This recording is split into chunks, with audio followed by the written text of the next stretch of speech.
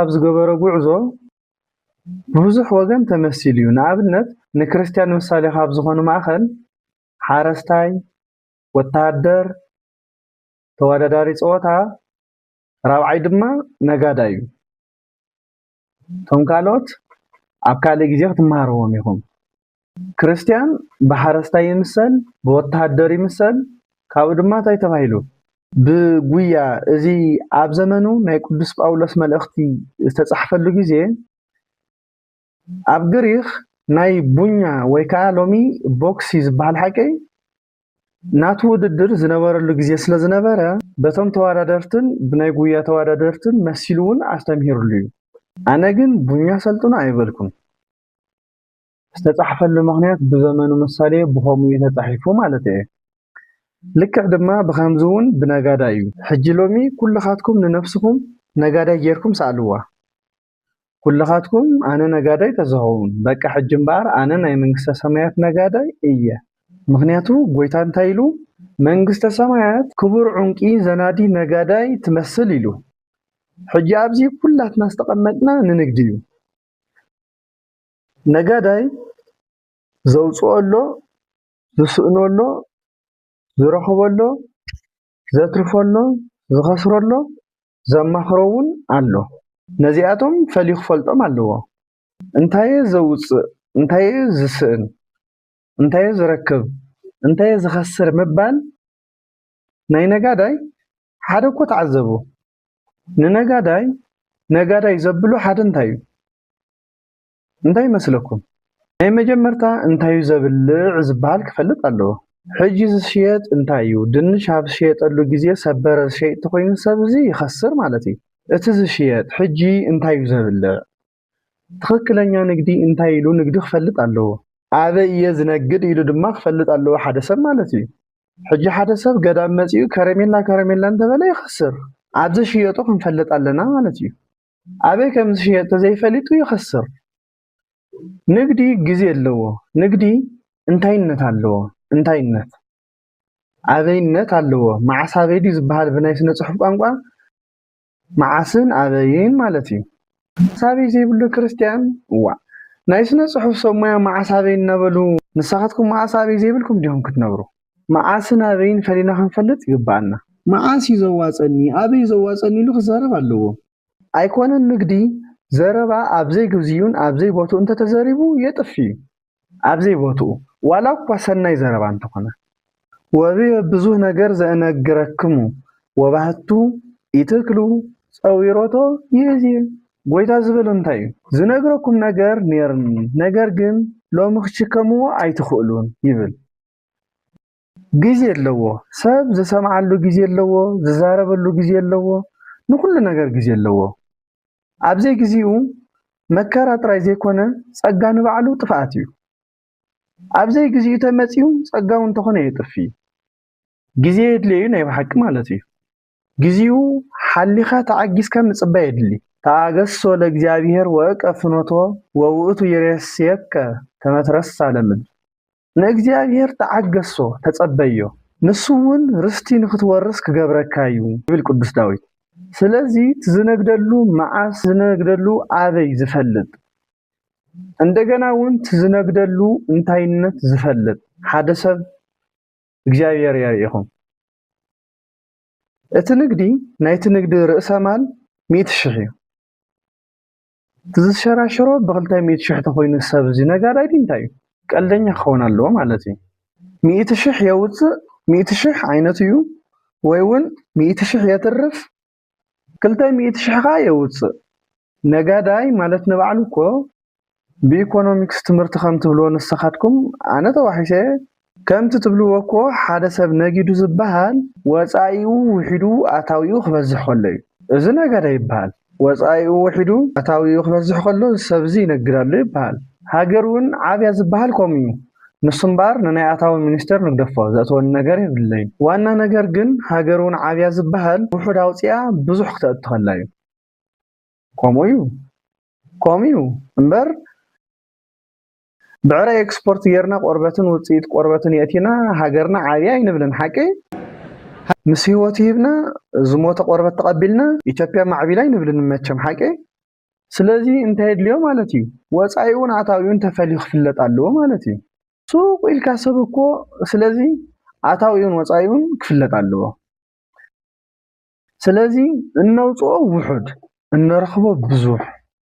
ናብራ ማለት እዚዩ ብሓፈሻ ኣብ ምድሪ ዘለና ናይ ህይወት መንገዲ ናብራ እዩ ብሓፈሻ ናይ ወዲ ሰብ ናብራ ንባዕሉ ንግዲ እዩ ፖለቲከኛታት ይብልዮም ሓቀይ እንታይ ዝበሃል man is by nature political animal ይበሃል ሓቀይ ሰብ ብተፈጥሮ ፖለቲካዊ ኣነ ይበልኩም ንስኻትኩም ኢኹም ትብሉ ዘለኹም ሰብ ብተፈጥሮ ፖለቲካዊ እዩ እየ ዝበልኩ ኣነ እንስሳ ዝበልኩም ባዕልኩም ኢኹም ንባዕልኩም እንስሳ ይትበሉ ስለዚ ሰብ ብተፈጥሮ ፖለቲከኛ ይብልዮም እምበር ፖለቲከኛታት እዮም ከምኡ ዝብሉ እንታይ እዩ እምበር ፖለቲካ ማለት ከመይ ጌርና ንተሓሎ ማለት ስለዝኾነ ሰብ ንባዕሉ ፖለቲከኛ ይብሉ ንኣብነት መሃዚኖና አንጫዋ ንኸይትበልዑ እንታይ ንግበር እዙም ፖለቲካ እዩ ባክቴሪያታት ንኸይቀትሉና ማያፍሊና ንስተ እዙም ፖለቲካ እዩ ፖለቲካ ከመይ ኢልና ተጠንቂቕና ንንበር ስለዝኾነ እዙውን ፖለቲካ እዩ እዮም ዝብሉ እምበር ንባዕል ሞያ ንሱ እውን ፖለቲከኛታት ገዲፈ የለኹም ግን ኣነ ካብኡን ላዕሊ ሰብ ብተፈጥሮ ነጋዳይ እዩ እስክበሉ ኩላኻትኩም ሰብ ብተፈጥሮ እንታይ እዩ በሉባ Ja, vandaag is waarschijnlijk de beste dag om dit te regelen. En toch. ንኣብነት ክንውለድ ከለና ናይ ክንደይ ወርሒ ሰብ ነርና ንገሩኒ ናይ 9 ወርሒ ምስ 5 መዓልቲ ምስ 10 እውን ዝገብር ኣሎ ሓደ ዕሸል ምስ 5 መዓልቲ ሕጂ ንኣብነት ክንደይ ዕድሚኻ ንሳ ማእኸላይ ኣቤት 27 ኣብ 9 ወርሒ ክንደይ ዓመት ኣትሪፉ ንግዲ ዕድመ ንባዕሉ ንግዲ እዩ ማለት እዩ እኮ ዕድመ ንባዕሉ ንግዲ እዩ እናሃለኩም እምበር እናትረፍና ኢና ንነብር ማለት እዩ ሕጂ መጀመርታ ኣብ ናይ ዲና ሓቑፎም ከለና እንታይ ኢና ንገብር ነርና ጡብ ኢና ንጠቡ ዝነበርና ሕጂ ኸ እንታይ ኢና ንገብር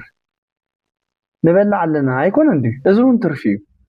እውን ትርፊ እዩ ናይ ሓቂ ማለት እዩ ሰብ ኣብ ህይወት ዘመኑ ብኽያት ነይሩ ሕጂ እንታይ ትገብሩ ኣለኹም ንግዲ እኮ እዩ እዚ እናበኸኻ ተወሊድካ ሕጂ ትስሕቕ ኣለኻ እዚ ንግዲ እዩ ሰሓቕካ ዘተረፍካዮ ብምንባርካ እዩ ምንባር ሰሓቕ ኣትሪፉ ማለት እዩ ክንውለድ ከለና እንታይ ነርና ዕርቃና እስከ ዕርቃና በሉ ሎሚ እንታይ ኣትሪፍና ክዳን ኣትሪፍና ማለት እዩ ክንውለድ ከለና እንተመኸሩናን ኣይንፈልጥን ነርና ሎሚ ንምንካር በፂሕና ኣለና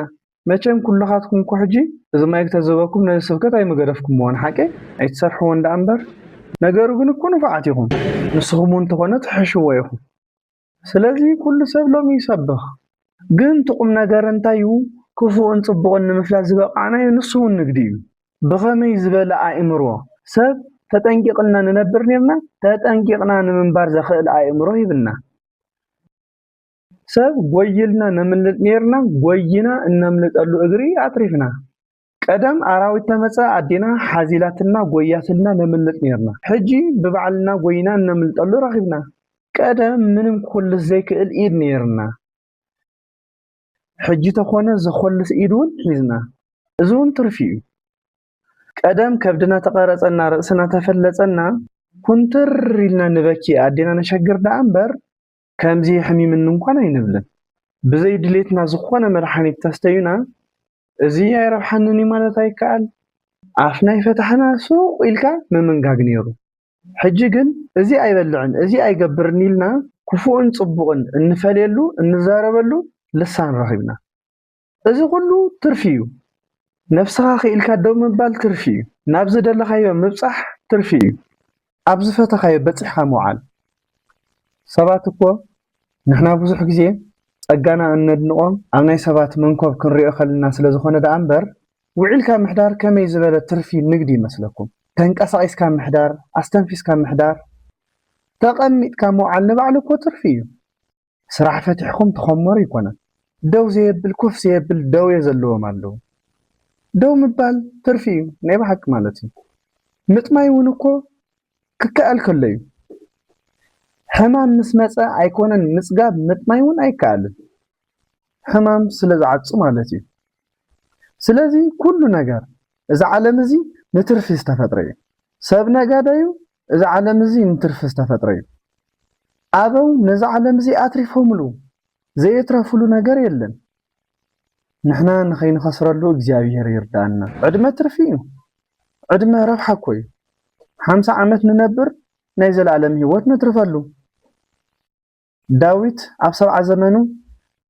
ናይ ኣምላኽ ልቢ ዝበሃል ዘለዓለማዊ ሽም አትሪፍሉ ዘለዓለማዊ ሽም ኣቦታትና ብኩሉ ነገር ነጊዶም አትሪፎም እዮም ናይ ብሓቂ ማለት እዩ 3 ሰዓት ዘትረፈላ ሰብ ኣሎ እዚ ዘደንቐኒ ሰብ እዩ ብየማን ዝተሰቕለ ሽፍታ ብየማን ተሰቂሉ 3 ሰዓት ተሰቂሉ ድሓር አትሪፍላ እቲ ካልኣይ ከዓ ከሲርላ ዕንቡዝ ሰብ ካብ ጽቡቕ ዘመኑን ኣየትርፍን ካብ ክፉእ ዘመኑን ኣየትርፍን እንተው ሓደ ሰብ እኮ ብጽቡቕ ካብ ዘይተጠቀመ ብክፉእ ክጥቀም ኣለዎ በዚ እውን ዘይተጠቀመ ማለት እዩ ሰብ እዚ ስለዚ ንዝፈለጥዎ ኩሉ መርብሕ እዩ ምስኣን መትረፊ እዩ ምርካብ መትረፊ እዩ ምሽዋን መትረፊ እዩ ምስዓር እውን መትረፊ እዩ ርስቲ ምውራስ እውን መትረፊ እዩ ምስ ስዳድ እውን መትረፊ እዩ ንዝፈለጠሉ ኩሉ ትርፊ እዩ ሰይጣን እውን ተኾነ ንዝኸኣለሉ ሰብ ጥቕሚ እዩ ሰይጣን እውን ተኾነ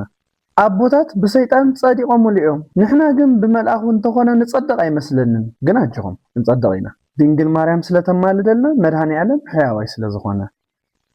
ኣበው ንዲያብሎስ ተቃሊሶም ጸዲቖምሉ እኮ ዋላ እውን እኮ ኣቦና ኣቡነ ተክለ ሃይማኖት ኣጋንንት ንኽፍትንዎም ምስ መፁ ጸሎቶም ኣቋሪጾም ስቕ በሉ ብእምኒ ገይሮም እንክቆጥቅጥዎም እስከ ይደቅቅ ኣጽሙ ይብል ኣዕጽምቶም ክሳብ ዝደቅቅ ቀጥቀጥዎም ክሳብ ዝወግሕ ብድሓር መልኣኽ መጺኡ ነቶም ኣጋንንት ኣባሪሩ እዋ ንምንታይ ዘይትጽሊ ኣይ ኣነ ይጽሊ